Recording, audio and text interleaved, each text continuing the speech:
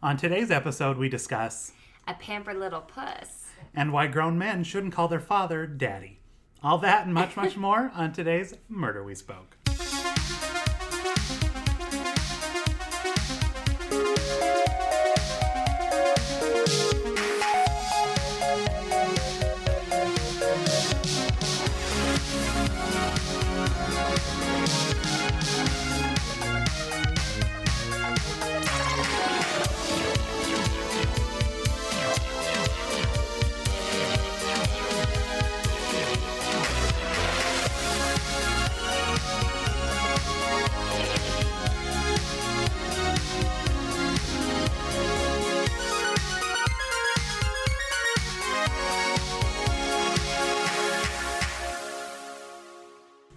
Hey guys, welcome back to another episode of Murder We Spoke. I am Ben. And I'm Marissa.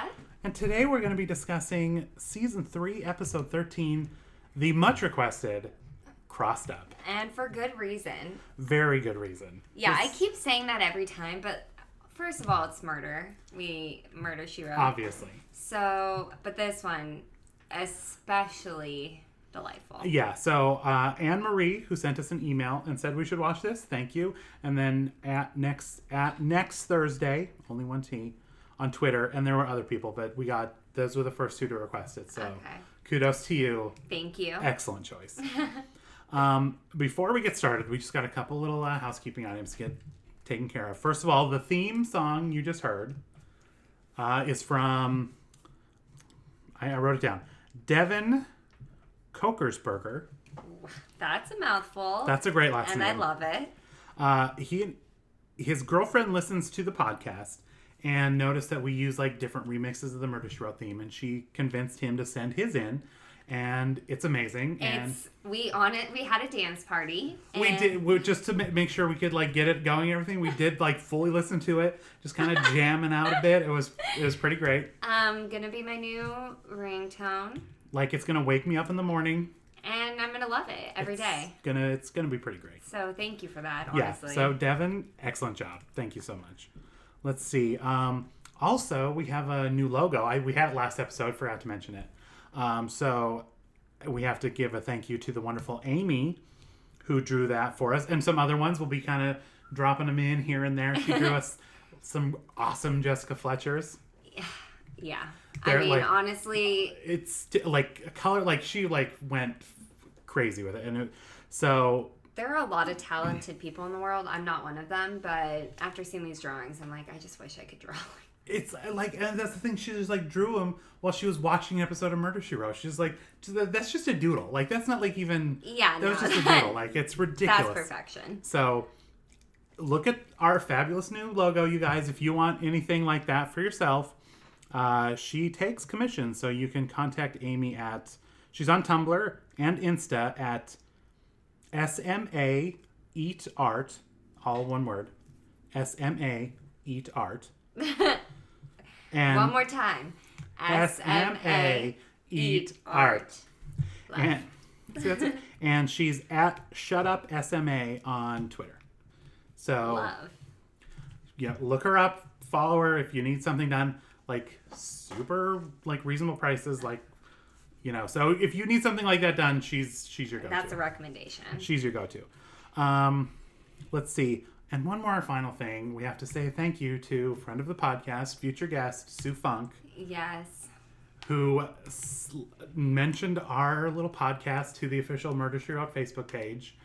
And they threw us a little shout out, which was awesome. Yeah, it was incredible. I was freaking out about it. So if that's how you found us, welcome. Hey, shalom. And thanks again to Sue Funk, who will again be a guest. We just had her and Chelsea White on the Pretty Little Podcasters. Sue Funk will be an upcoming guest, as will Marissa on Skeet Skeet the Noah's Ark podcast. So look out for that. So we're just, and then we'll have Sue in here, and we like to inbreed a lot. Yeah, she'll be the first. She'll be the first guest that's done all three podcasts. Whoa! Sue Funk, like setting records. Yeah, we need like a little medal or something. Like a gift basket or something. Yeah. Like muffins and some fruit. Yeah.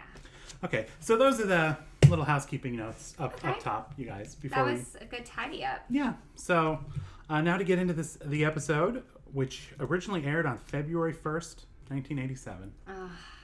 So long ago.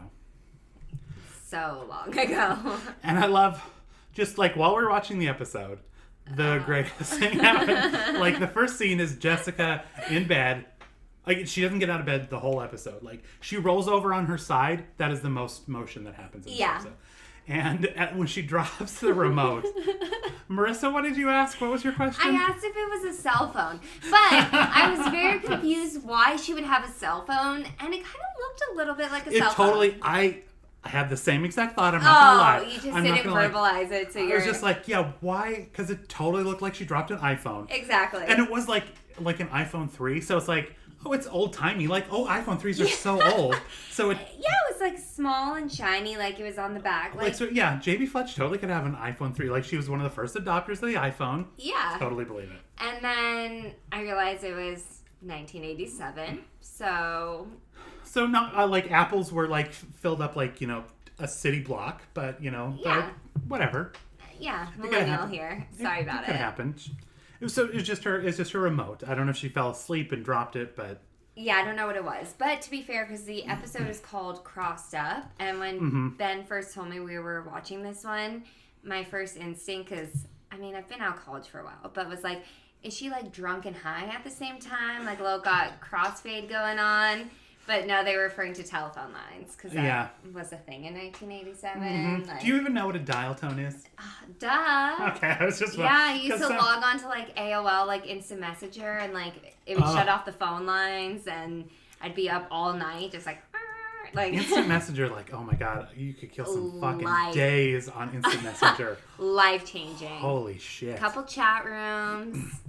I remember just to, like, kind of see what was going on in the world. Yes. Just like Skis Central. Yeah. Skis Central. Yeah. Now that you look back, it's like, used to be like all innocent, we talked to all these cool people. It's like, no, they were just old people who wanted to have sex with you. Yeah. That's all that like chat rooms were. Like sex location, like, no. Yeah. Oh, but, ASL question mark? Yeah. Every chat. Oh, so gross. And so but gross. I did love doing like AM, like a cool like anytime I was away from my computer, it'd be like little like what is it, like an away message, and it'd be like B big capital B little R big capital B, like going to get a glass of water 143 like kill myself. Oh god. Good old days. And this is even before that. This is Murder Shows even well before the exactly Instant Messenger days. Before we get going, we usually do a quick little summary. Okay. Do you want to? Because I would time you, but I feel like this one's quick. This one's no problem. You can do this in 20 seconds. I mean, I never have a problem. That's true. But to be fair, like I suck at the movie guessing game, but this I nail. That's why we're like, I didn't even write them down for this one because I was like 1987. No. Not even gonna bother. Not even gonna bother. But next time I should get it and then test you. That's a good idea. That's actually a very good idea. Okay, tune in, guys. Okay, so basically, bad hurricane outside. Jessica Fletch has an achy back, can't get out of bed, picks up the phone. Lines across, hears someone hiring a hitman, tries to warn them, finds out someone did get murdered, and she solves it all without leaving her bed. Mm-hmm. Bottom line, boom. Did it. Sorry about it. Nailed it. And she does... First of all, we don't even learn her ailment until like halfway through the episode when she's on the phone with my new favorite character, Letitia. I want to see her. The disembodied Letitia. I don't even need to see her. Without even knowing what she looks like, my favorite character, Barnett. How's that achy back? I can't even do it now. Like, her accent was so not a real accent. Well, because then it wasn't even there the whole time. Like, she answered the phone like, hello. And then it was like... And that's it. And the first time she talks to Jess, like it's so crazy over the top. The second time she's like a normal human being, kind of, with kind of an accent. But the first time she's like, "Oh, Jess," it's not Texas. It's not like East. It's not like Maine. It's not like I don't know where this accent is from. Yeah, it's like an amalgam of like a million different crazy accents. And it's Letitia who says, like, how's that achy back? Yeah, and then we're like, oh, that's why she's in bed. Because, like, she looked pretty flawless. Like, great makeup, like... That's the thing, because we're like, does she have the flu? Like, what's going on? Yeah, like, she looks fine. And she has these dudes, like, dropping in every 4 seconds to check on her. Right. Stupid old Grady nephew. Like, this is our second Grady episode, and he's like he's a dunce. Also, like, so he's Jessica's nephew. Like, so does Jessica have a sister or brother?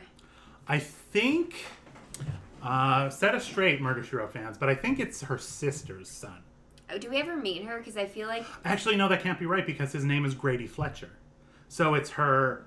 brother. It's got to be her husband's nephew. It's got to be a nephew from her husband's side. Do you see what I'm saying? Oh, I do. So it's not even Jessica's. Well, how do we know Jessica didn't keep her own last name? Oh, it's 1987. Yeah, she's been celibate since Frank died and will be forever because it's 1987. True. Okay, because I was just going to say, like, no one can compare to Jessica. So, like, that would be like, if Grady's parents, like, I mean, Grady's, like, fucking really stupid. He is so, like, full on stupid. Like, you can't have like Jessica's brother or sister be like, you know, an idiot. That's how great Jessica is that she was basically like controlling Amos and Grady, and even with those two dummies, she was still able to stop. Even though her only tool was those two fucking idiots, she still made it. She still managed to completely solve this in like a day. And whereas every stupid thing they did, we were screaming at the TV, and at this point, any sane person would have gone on a killing spree. Jessica does it with a smile. Like, she kind of loves and embraces the stupidity. She, like, it's part of the challenge. Like, because they are... We've watched... This is, like, episode 11 now, I think. So we've watched 11 episodes. This is, for me, by far, the most patronizing they have ever been. Yeah. It was, like, almost, like, insulting. Like I was like, feminism, like, must... On one hand, you have Jessica Fletcher, who's this, like... doing it for herself, like kicking ass. But on the other hand, she's like got like Grady, Amos, and the doctor just straight up talking down to her and condescending the whole time. Especially when she's a million times smarter than all three of them put together. Like, if that was me, I would just be like, listen up here, assholes. Like, you're a fucking idiot. Be like, hey, dicks. This is roughly the 50th murder I've solved in the last 2 years, and I have been wrong 0% of the time. Yeah. So how about you? What's your track record? Exactly. It's like I compare it to the James Bond, like, because in every James Bond movie in the first act, it's like, James, you've gone too far. We're gonna have to take your gun away and all this stuff. It's like, except for the fact that his hunches are 100% right every time. Yeah. So at a certain point, people will be like, you know what? We're just gonna go with J.B. Fletch on this one because she's 50 for 50. Yeah. She's batting 1,000 right now, and I don't think we need to like tell her again. I even wrote it down here because she was like, I heard this murder plot. I heard the thing, and they're like, sure you did. And he goes downstairs. I think it was with the doctor. Yeah, like, I knew this was going to happen. Yesterday I caught her watching a rerun of My Mother the Car. Yep. It's like, so watching a rerun of an actual television show, mind you, My Mother the Car, real TV show, just in case you thought they made that. Yeah, I wasn't sure. No, that was a real TV show. It was like his mother's spirit got transferred. It's, I don't know. No. It's a thing. It's an actual thing. And he's like, that's, she's laid up in bed in 1987. Like, there's 3 channels.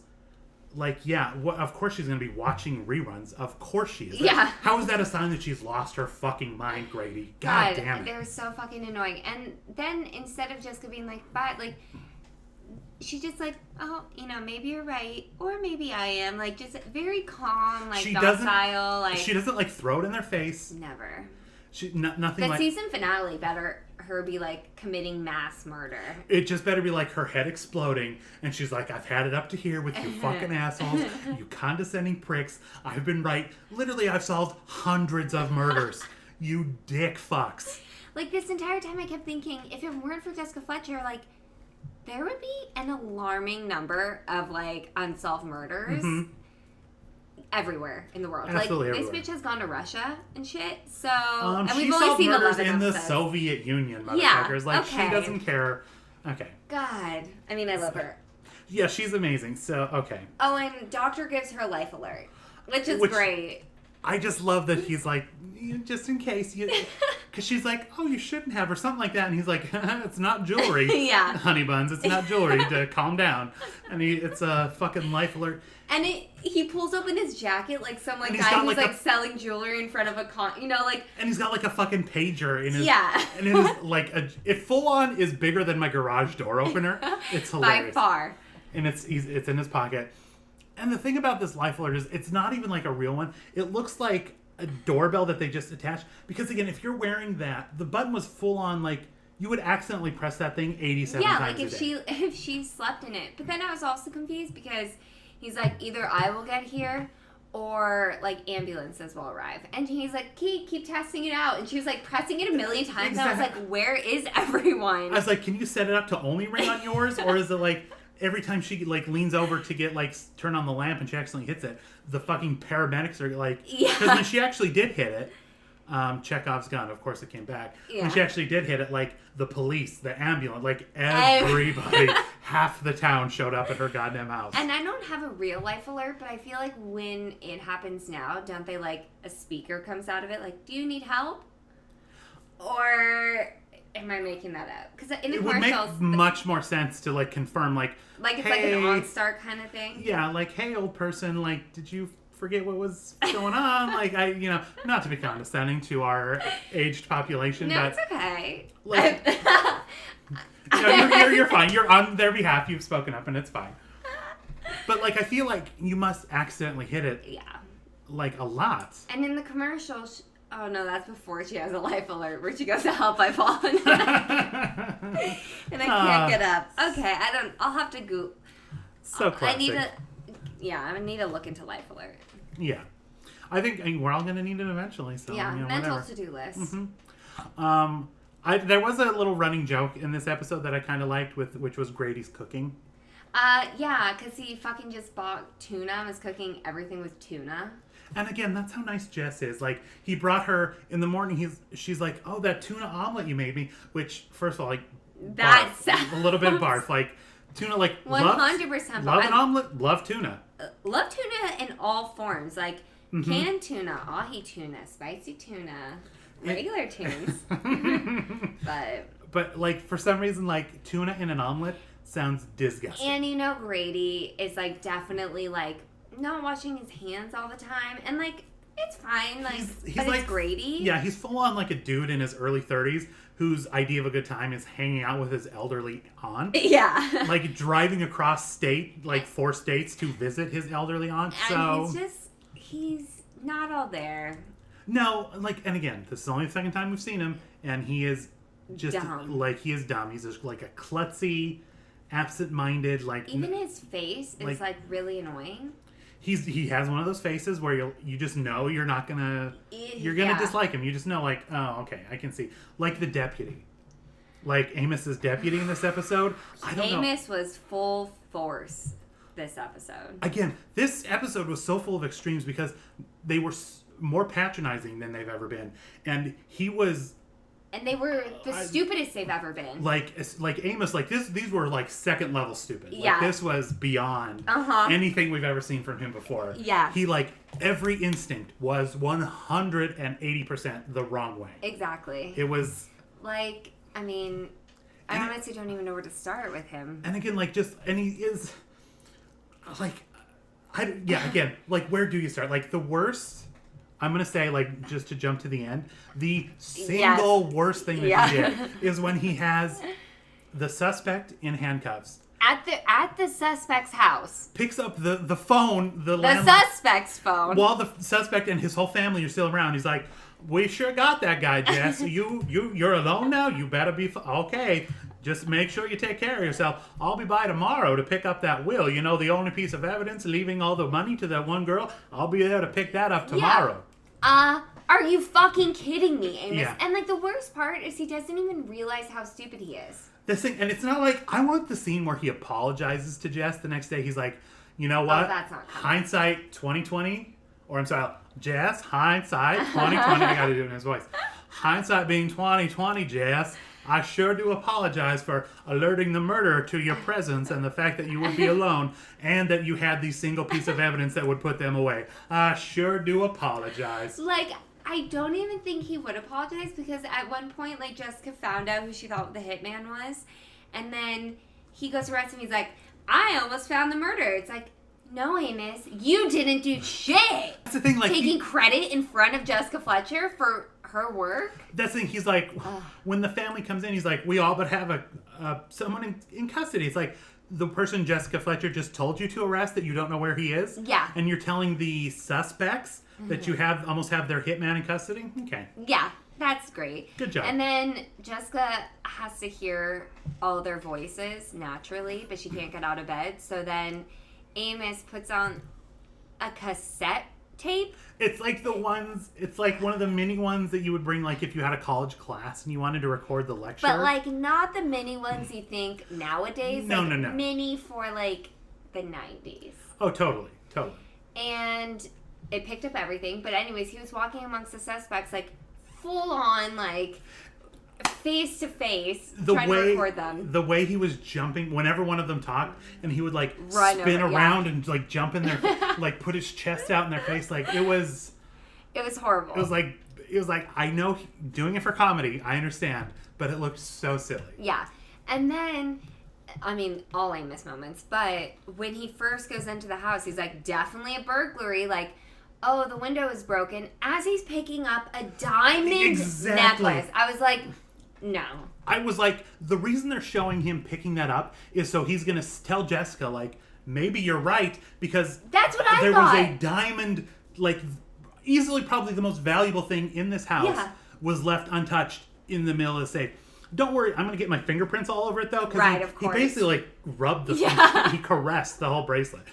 But I thought they were showing us that, so then he would be like, you know what, Jessica, maybe you're not crazy after all. But instead, he doubles down. No, he fucking laughs at her. She's like, well, maybe not, because they left that in the painting. He's like, ha ha, Jess, like, you and your... I was like, Amos, you're gonna die. Like, pull that gun from his, like, it was, belt buckle. Yeah, that was obscene. Painful. Yeah, that was obscene. So I don't like how they treated Jessica in this episode. It was very, very also, bad. all the little, like, other detectives were wearing yellow raincoats and dripping all over the crime scene. That's the thing, like, they walked in from, like, I imagine if you're working a crime scene in the middle of a hurricane, like, you walk in, like, you find, like, you comfortable using their phone, so use their coat rack and hang up their drippy wet coats, you animals. Yeah. And then they all look like that one bear. Do you know what bear I'm talking about with, like, the yellow raincoat and the yellow hat? Yes. Oh, the teddy bear? Yes, I know exactly what you mean. But that's exactly what they look like. Paddington? Yep. Paddington Bear. They're a bunch it's a police force of Paddington Bears. They really were. Yeah, okay. That was annoying to me. They look like fucking children. It was embarrassing for Cabot Cove. They were, and then even, like, they're dripping their water all over the crime scene. And then the first son of the murder victim comes by. And again, they don't, like, stop him at the door and be like, we understand, it's your father, blah, blah, blah, but you know what? None of them were actually emotional. Zero emotion. Zero. That's the thing, like, at a certain point, I was like, okay, they're probably all in on it, because, none of them broken up at all. No, they're just all fucking But I guess, like, there was a reason that old Jedediah took all of them out of the will. That's true. They're all heartless assholes. Yeah, they're all heartless assholes. So, instead of stopping him at the door and be like, this is kind of an active crime scene, can't come in here. Instead, he lets him wander around, opening drawers, looking for shit. And then he's like, can I question? And they're like, oh, no, we're, like, and walks out of the room. And Derpy Derp doesn't have the cojones to be like, no, fucking stop. We're talking to you now. Yeah, this is a police investigation. God. No, he has... Painful. Let's see. And then, so there's 3 brothers. All of them are assholes. And one of them keeps calling his dad Daddy. That was, like, the first time it happened, we looked at it and we were like, is that... Because he's like, yeah. Are you saying that you think I murdered my daddy? And it's like, whoa. Because how old is he? Like, in his 50s? I say 60s. I'd say this dude is, like, the youngest one is late 50s. The oldest one is, like, late 60s. Yeah. And... Like, these are not, like, young dudes. No. And I haven't called my... I mean, that is just other level. And it's, like, super pervy and sexual at the same time. Because of all those, like, weird sugar babies who are like, My dad. Oh, I can't. I like honestly can't even say it. It's so gross. Buy that for me, Daddy. And it's like incestual and pedophilia vibe. It is like it's pervy, sexual in nature, and it's not like, you know what? I'm even gonna say like in 1987, surely it was the same. Like I'm not even gonna give them an out. Like it was the late 80s. Maybe that's what happened. No, that was gross then. That was gross 100 years ago. Yeah, you don't do that. So yeah, that was, and he does it like repeatedly, like every time it like totally takes you out of the thing because I'm just like ugh, gross. And he did it multiple times, and it was uncalled for. Oh, and we forgot to mention that the doctor couldn't pronounce Wednesday. Yeah, I had to roll back the tape on that one because he pronounced it Wednesday. Yeah. You're a doctor, first of all. I know we have at least one listener who actually lives in Maine because she tweeted us, and I should get the tweet and read it on the air. But she she railed against like how bad the accent is there. Whoa. And I want to like, is Wednesday? I've never encountered anybody who pronounces it like that. Never. So that's just stupidity, I feel. And if it is real, I'm sorry. It just sounds stupid. I just don't think it is that thing. Like I feel like I've been around. Like I know. I bet you. Okay, Ben. If people said Wednesday, I would have met one by now. Yeah. That's all I'm saying. In 32 years on this earth, I would have encountered someone who mispronounces Wednesday. Yeah, because it's something you would vividly remember. Like that thing. Like we were watching this show. It's not like we both missed it. We were both like, did he mispronounce that? Yeah. Okay. It sticks out. And I think like an accent wouldn't make you just phonetically like pronounce every letter word. Like wedness. Like no. You have to try. Like you have to actively try to pronounce it that way, as opposed to just saying it Wednesday like everybody else. Yeah. So like would he say Wednesday Adams? Yeah. I hope to Christ not. That'd be awful. But yeah, poor Jess had been laid up in the back. She's like, this is my second Tuesday. Seth, when am I going to get out? He's like, not till Wednesday.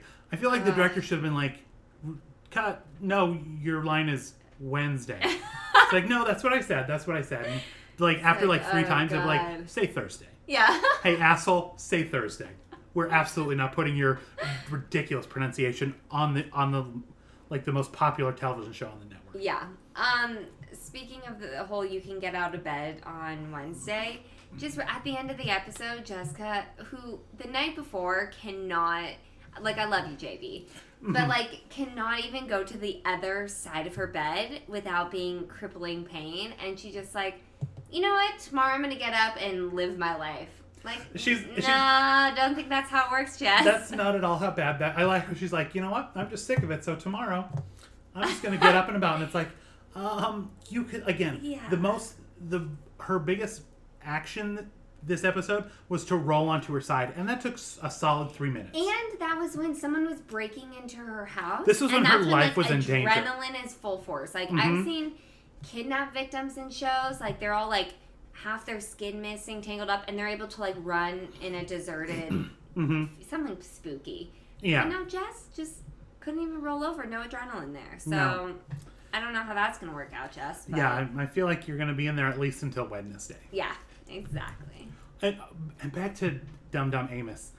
When he goes to the diner and there's the dude, the old grizzled sea captain. Yep.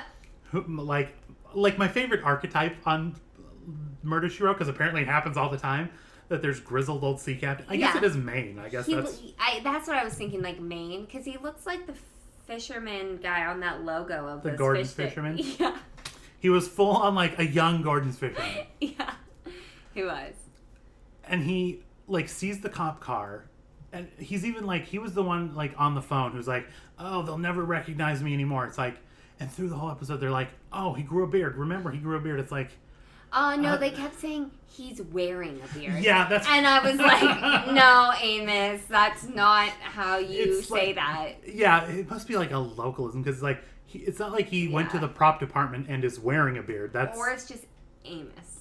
Could just be Amos. Who knows? Yeah, I don't know. But yeah, so when Amos pulls up, he runs into the bathroom, and Amos gives like a little TMI about how much caffeine he's drinking, how it's going right through him, and it's like, oh, okay. Yeah, nothing. Don't need to know, Amos. Don't need to know it at all. And then he goes in, and the woman is like, "Oh, it's occupied." And then he throws the door open, and you see like the giant window. Oh my god! like with the curtains floor to blowing ceiling in the window. wind. Yeah. Yeah, blowing in the wind. And he's like, "No, it's not." Like, doesn't think another thing about it. And the waitress doesn't go, that's weird. That guy just skipped out on his fucking check. Yeah, that little sea captain just ran out of here. Amos, he skipped out on his check. Would you peek your head out and see where he is? Because he owes me money. Yeah, but also this is a waitress that said the guy looked familiar and she wanted to see his feet because she never forgets feet. Yeah. I'd probably run out of there too. Maybe she's used to that. Like, yeah. hey, can I see your feet? Bye, bitch. Sorry, go. Quentin Tarantino. Yeah. I don't think I'm going to be showing you my feet. What a fucking weird thing to say to somebody. Yeah. Okay, so when did they realize? My next note that I have here is like probably my favorite line from the episode is when Seth is talking to Amos and he's like, "So do you have a good recipe for crow? Because that's what we're going to be." When they realize that, Jessica was one. Is when they first get to the crime scene. Like, because she's like, "You got to go check this out, you guys." And they're like humoring her. They're literally like, "Oh yeah, Jet. Well, of course, we're gonna look right into this." Yeah. Like, again, fucking condescending assholes. And she's like, "Don't humor me." Like, she's like, if you were going to humor her, be like, "Yeah, we'll look into it." But instead, they put on that, "Yeah, oh yes, of course. Immediately. Absolutely, gonna run right over Jessica. Don't you worry about it." Putting that weird inflection. So they're like assholes, like fucking assholes. And then the next morning, like, exactly what she said was going to happen. Mm-hmm. And again, this is Cabot Cove. They're talking about, like, a giant estate. An old man's going to get, like, can there be more than one? Yeah. In Cabot, in town of, like, 7,000 or whatever it is? Even if there are, like, 20. Okay. Even if that's the thing, it's like... That's hard to look at. If the tiny town of Cabot Cove is, like, fenced in with giant mansions...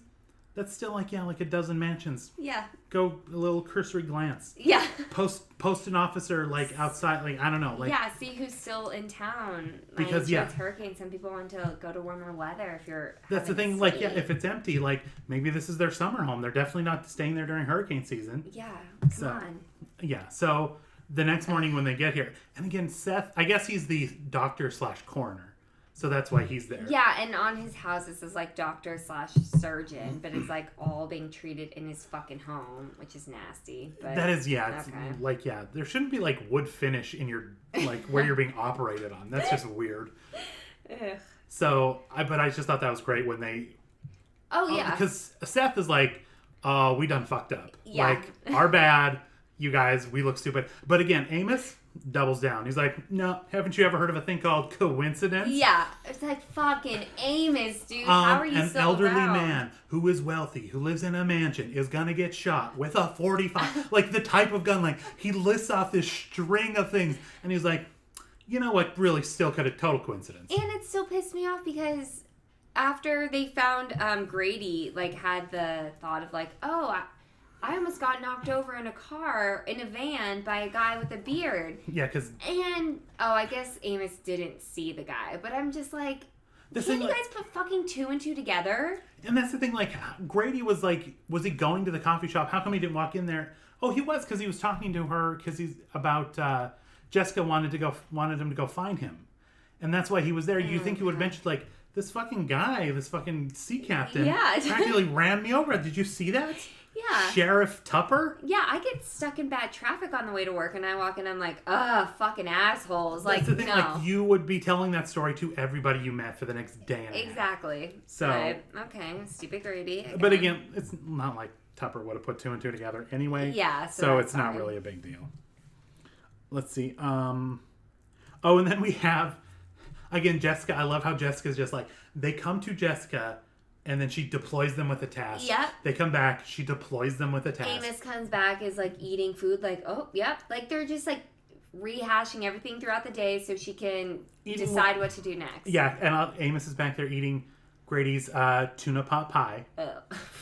Which, I don't know which is grosser, the tuna pot pie or the tuna omelet. Those are both pretty... Yeah, The gravy might cover I was going to say, I'm about to go with tuna omelet. It's the worst one. Yeah, if I had to eat one of those, I'm eating the tuna pot pie. Because tuna and egg and cheese and stuff. It's like the three things, like cheese and fish, no. No. Like that is a huge no. Yeah. And I feel like egg and fish is almost maybe like certain kinds, but for the most part, again, it's also a big no.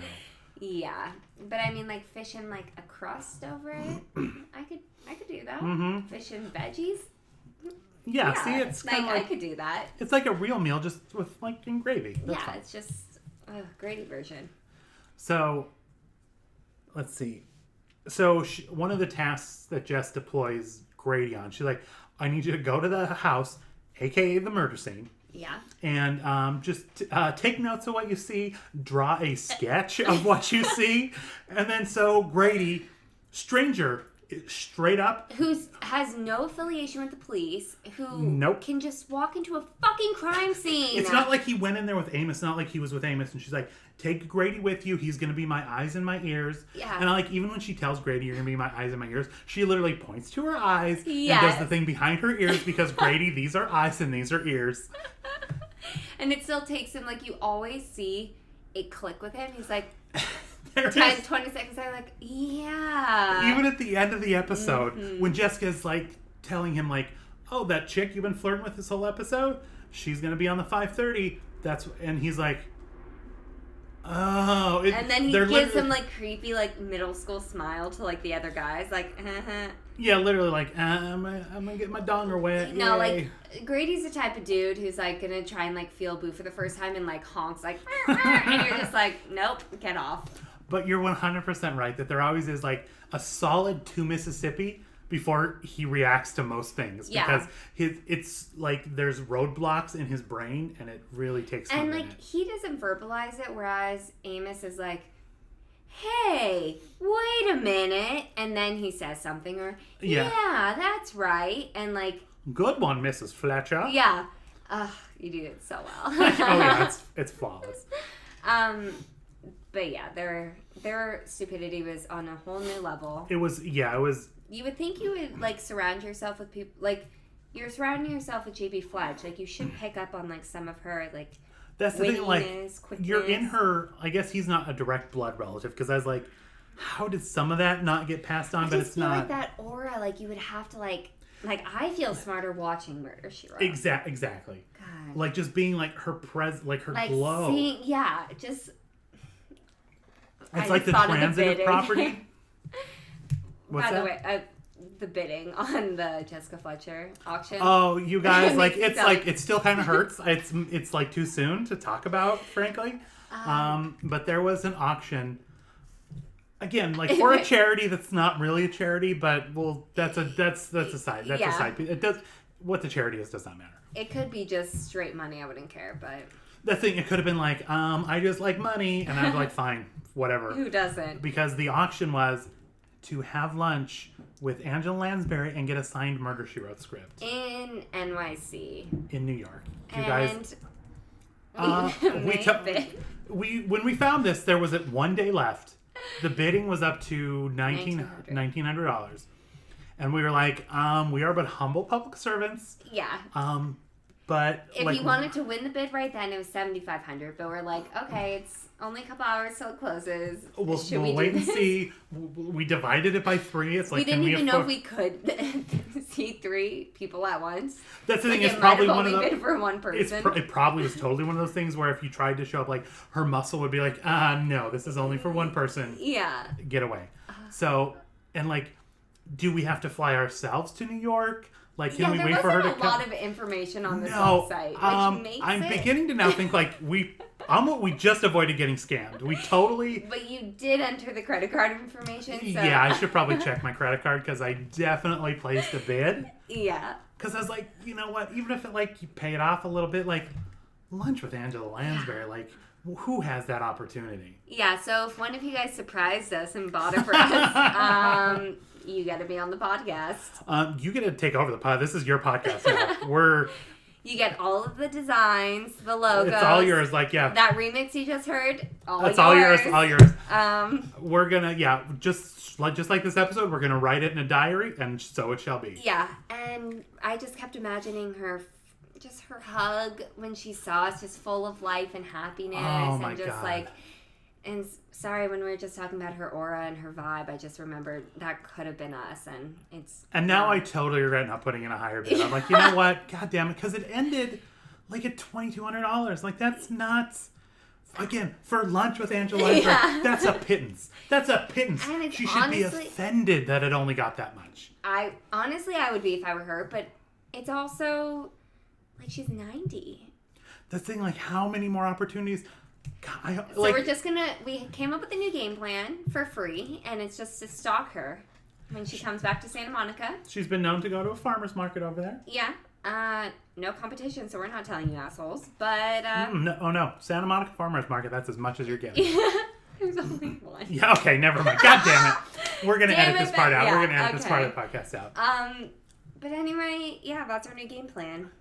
Wish us luck, I guess. If she gave out one of these lunches, like, I'm going to be stalking that website now. If another one goes up, Angela, if you're listening, which I'm sure you are, hook it up. Like, we'll meet. How about we'll match the bid of what that other person put? Like, obviously, we're going to be so much more fun than they are. We'll bring you, like, some logos. We're going to bring you so much swag. We're going to have, like, T-shirts, sweaters, notebooks. Like, you're going to have so much swag that you do not want or need. Yeah. Angela. We're going to bring the Murder, She Wrote board game. We're going to play the board game. That's what my Make-A-Wish would be. That's it. Meeting Angela. Okay. # force for Melissa. Marissa? What did I say? Melissa, you asshole! No! God, every time. Well, I'm going to lunch alone, asshole. Only one of us lives in Santa Monica. It's just you and Angie. You're not even going to take pictures. No, I'm not putting anything on Snapchat. Fuck you. Yeah, asshole. Okay, well. If it makes you feel better, when we do the Skeet podcast, I always call Wade Noah and vice versa. So. Oh yeah, those two people who you don't actually know. It makes me feel so much better. I feel like I do know them though. But it's okay because that means Melissa's the one who's dying for the Make-A-Wish. So that's true. Whatever. That's true. She was like she acted Freudian slip. She acted. Maybe if she showed up for one of these, or she was listening. Okay. Too real. Too real. It got too. You guys, it got too real. It got too real. Back to the episode. Okay. Grady, crime scene, sketchbook, murder diary. He was sitting in the middle of the living room of a stranger's house. Yeah. And sketching the living room? Yeah, just to give an idea of where everything was laid out, where the body was, where the paintings were. And he was like in the living room and the body was like upstairs? Yeah, I have no idea. I wasn't super clear on because we never really saw the body. We only saw it being like put into the ambulance. And it was like in a tiny little office, and I feel like when he was doing the sketching, he was in like in a grand, like, living room or something. Yeah. I mean, it's Grady. He could have been sketching the bathroom. He just whatever room of that giant mansion he got into, he just started sketching. It doesn't matter. Yeah. But that house was from the outside. That house was gorgeous. Jesus Christ, that was a phenomenal looking house. It was definitely worth killing for. Oh, absolutely. And then Crazy Redhead comes out and like knows Grady from back in like little kid days when they had baristas. Yeah, and she's like, "Don't you remember me?" And then she tells this story where it's like, we went on a lake and we got trapped on the lake and had to sleep overnight. It's like, how do you forget that? But it's Grady. And then you still see the 10 seconds register and he's like, yeah. And it kind of remember that? At a certain point, you just kind of think he's lying. Like, he doesn't actually remember. He's like, oh, yeah. But then it's Grady, so then you think, no, he's much too stupid to lie. That's just him. Yeah, he wouldn't lie. He's like I don't, yeah, no. So, yeah, so he sees her get to a little bit of flirting. Come to find out, she's the only person named in that will now. Or the diary, it's not a will. Sorry. Yeah, and so it wasn't actually in the will, but he was going to take all his sons out, leave it to his granddaughter. Mm-hmm. You know, which one of those was her dad? Did you catch which one was her dad? I thought it was the one that was yelling at her from like the balcony. It was like, "Get in here!" Was it which one was it? The older? The one who called his dad daddy. Okay. Ugh. Vomit. That whole bloodline has got to be destroyed. Yeah, because that's gross. That's some Lannister shit. That is some full-on Lannister shit. Oh, gross. So she should have been suspect number 1 at this point. Because she's a redhead. Strike number 1. Yeah, she's a woman. Strike number 2. Yeah. She had the sole piece of evidence that just happened to leave her all of the money and write out all of his actual sons, and she was the only one who had access to it. Did she have an alibi? Don't even think they asked her. They definitely didn't even ask her. She's a woman. Yeah, she couldn't pull off a murder. She couldn't stump us. What's next? A lady doctor? Comical. So, again, they just take that piece of, evidence. That she hid in a fucking tree. The biggest piece of evidence. And then they put it in an evidence bag and take it to the police station. Just kidding. They bring it to Jessica's house. Yeah. And it's... Chain of custody, what? No? Yeah, no such thing. I don't think so. The chain of custody in Cabot Cove, it's probably written into law. Yeah. It's... Jessica Fletcher has unfettered access as long as she wants. Then it goes into Remember evidence. the first episode we watched? She picked up a skull out of the ground? Yes. Yeah. So, I mean... That is totally law. Like, Jessica Fletcher. Because even when Dum Dum Grady is doing the sketching and the guy's like, on whose authority are you here? And he's like, Jessica Fletcher. It's like, oh, okay. Oh, okay. And even the granddaughter is like, oh, does Jessica think it's something else? Like... What? Yeah, they are, like, again, they should all be pretty aware of Jessica's acumen for solving murders. Yeah. So you should be pretty interested in what she has to say. Yeah. Especially if you are one of the murderers. Uh-huh. Okay, so my next note here is about the pampered little puss. It was, okay, I hate cats, but it was actually like I could appreciate the cat's beauty. It was like... You could tell that was purebred shit. Naturally, of course. Yeah. I wouldn't have it any other way. It was a Persian puss. It was. It was. It totally was. It was like so white, it was ridiculous. Yeah, and it had like crystal blue eyes. It was like in Aristocats, the girl cat, her in real form. It was the Aristocat. It was totally the Aristocat. Yeah, exactly. So we see this, they're at the wood mill. Like, all the brothers are at the wood mill. This is when Amos takes his tape recorder. And this is Gordon's wife, who owns the Persian precious puss. Yeah, and that's the first time we see her. And instantly, it's like, she's wearing these furs, walking around with a cat. And it's like... And she's accusing Gordon of being... Or the cat's actually allergic to Gordon, not opposite. Yeah, she's yelling like she is, like, again, full on, like...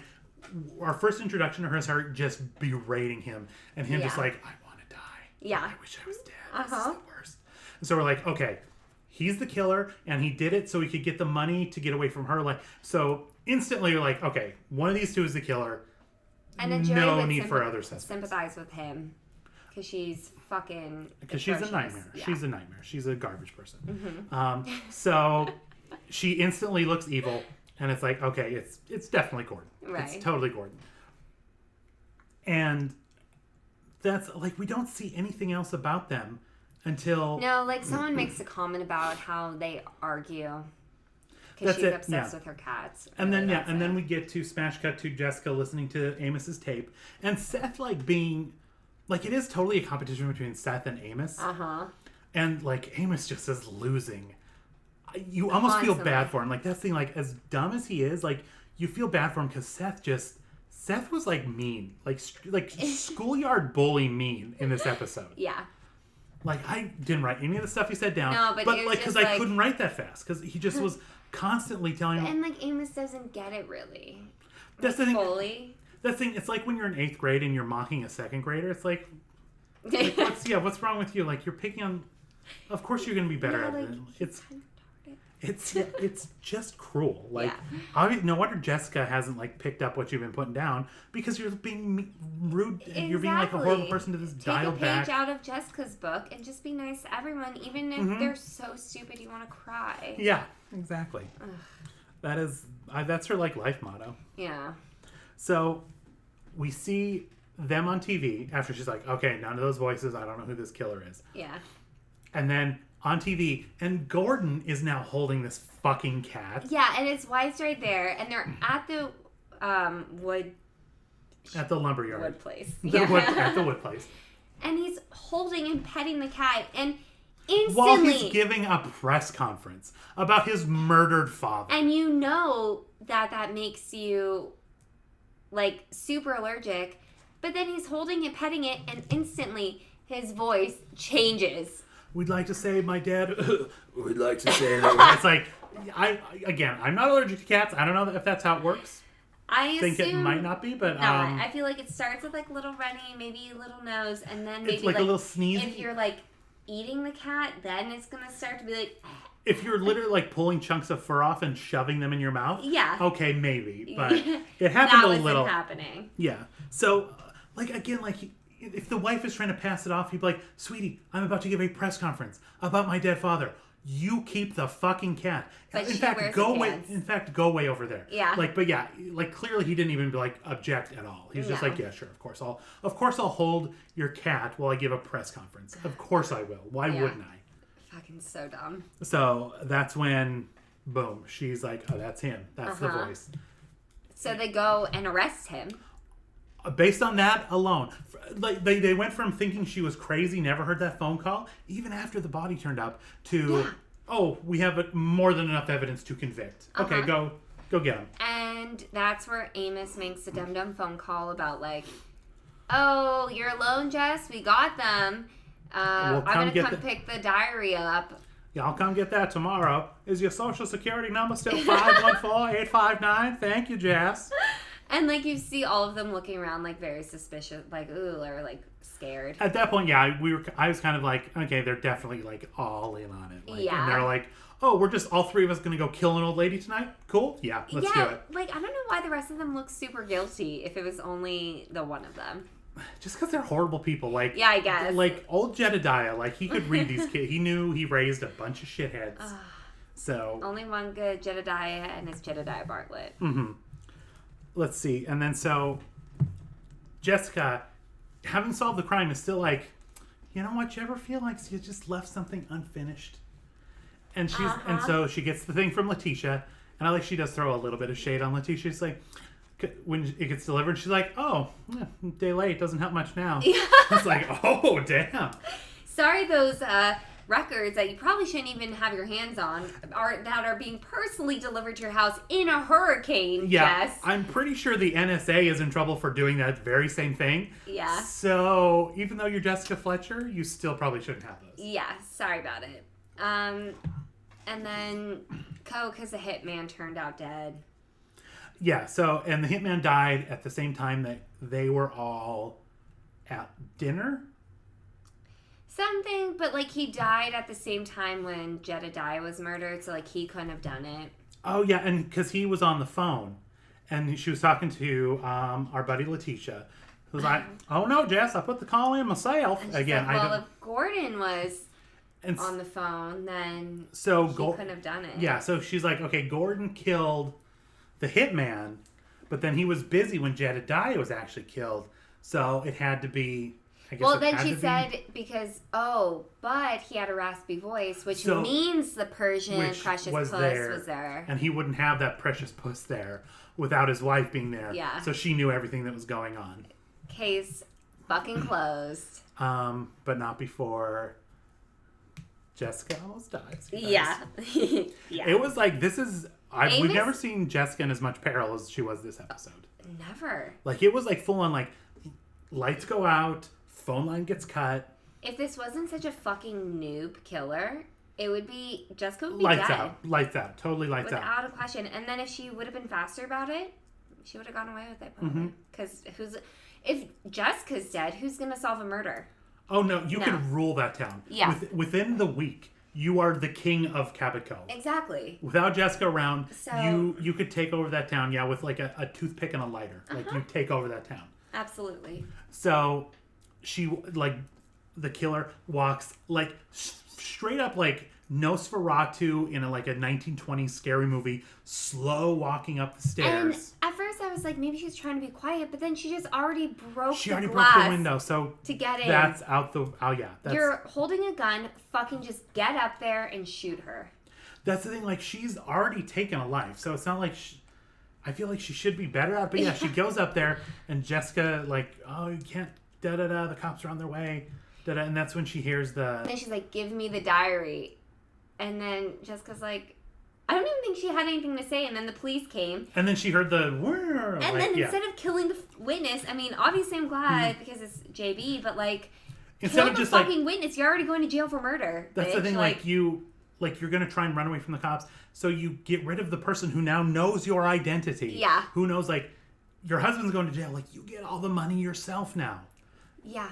Boom, because the will was not actually fixed. So it's going to be in courts forever. You probably get a little taste of the money. Like you'll get a little something. You squeeze off a shot. You take out the old lady, and then you run. Sorry, Dodie. She could have hid it in the fucking closet, and when Amos opened it, she's like, oh, I heard a gunshot and I came to see Jessica. He would have believed her. But, no, okay.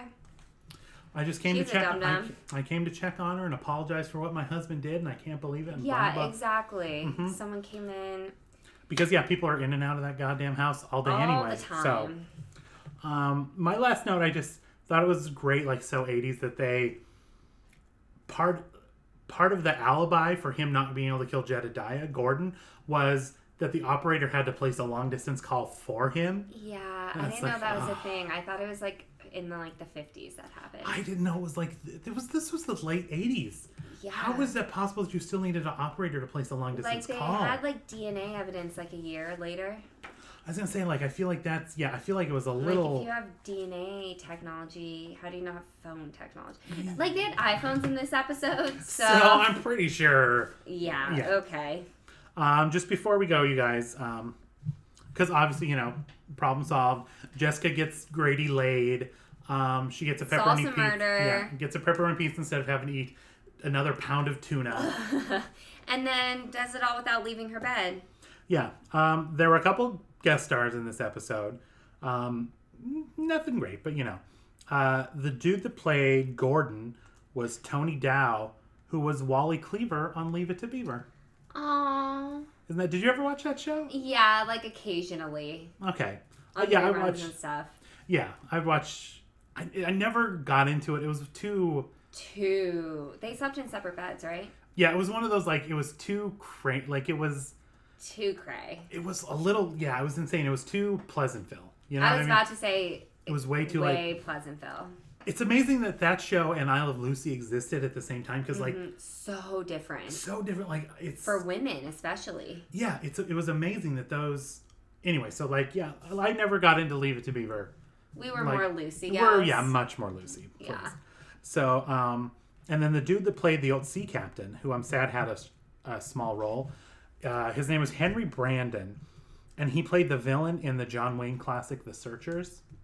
Which is, I know you're a big John. I haven't seen it.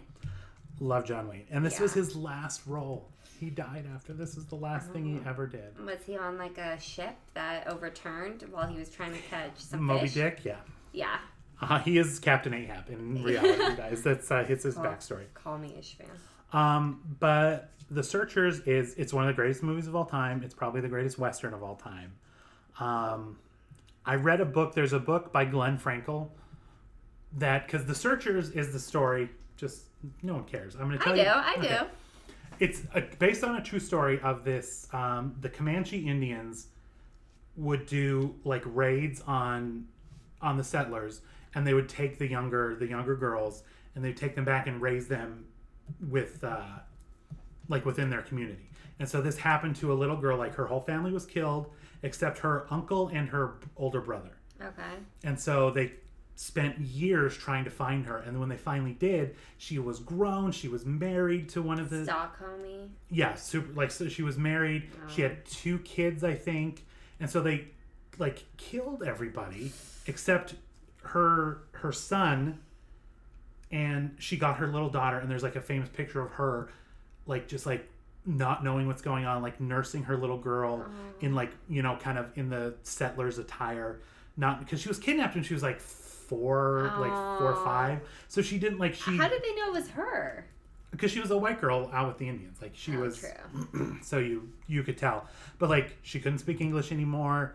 She was she wanted to go back to her family, she didn't know. And it's this horrible story. So it tells the actual true story of that, and then Alan LeMay wrote a book about it in the late 1800s, early 1900s. I can't remember when it came out. So he wrote a book about it. Because there's a narrative, there's that kind of story where the women got kidnapped and then someone had to go rescue them. Right. Became very popular. He wrote, that was one of the more popular books. And then in the 50s, John Ford, the director, one of the greatest American directors, made it into a movie starring John Wayne. And John Wayne was the uncle who went searching for...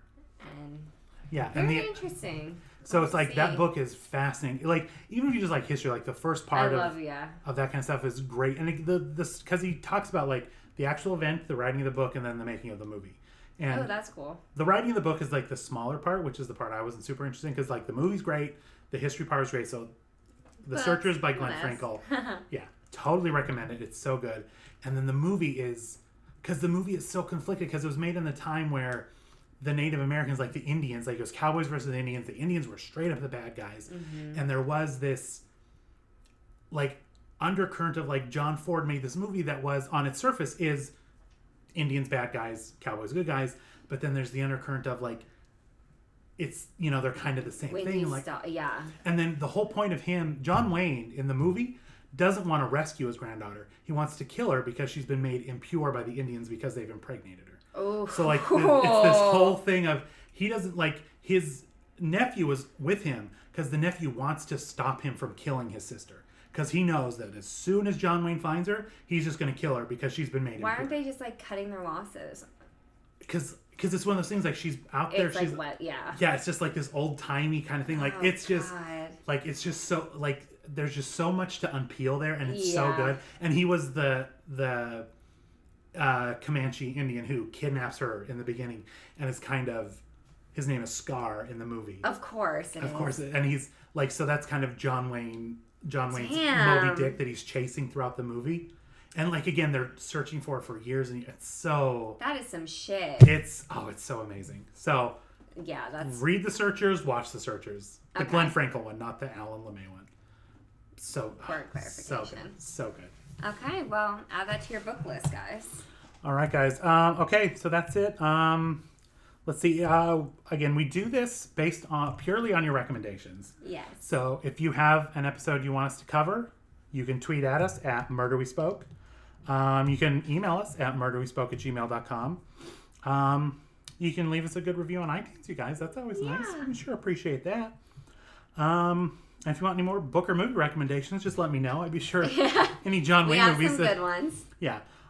Let's see. The next episode we're going to cover will be our first Ireland episode. Yes. I'm very excited. It's the season 9 episode 4 called "The Wind Around the Tower," and it features George Hearn, who played what was his name? Anyway, like 2 episodes ago, we did one where she helped an Irish dude. Like his nemesis came over. Like it's that same dude, only now they're in Ireland. And hopefully next week we'll also be playing the Murder She Drank bingo drinking game. So you guys, you can get ready for that. It's perfect for the Irish one. I feel like it's got to be right. Yeah. There's a Tumblr. It's called Murder She Drank, and they have like all these bingo cards and everything. So you guys, if you want to play some Murder She Drank bingo, I'm already predicting it's going to be super fun. I can't wait. Like, I've looked at some of the categories. It's going to be great. Yeah. So, yeah, you don't want to miss it. Other than that, guys, we'll see you next time. Bye. Bye.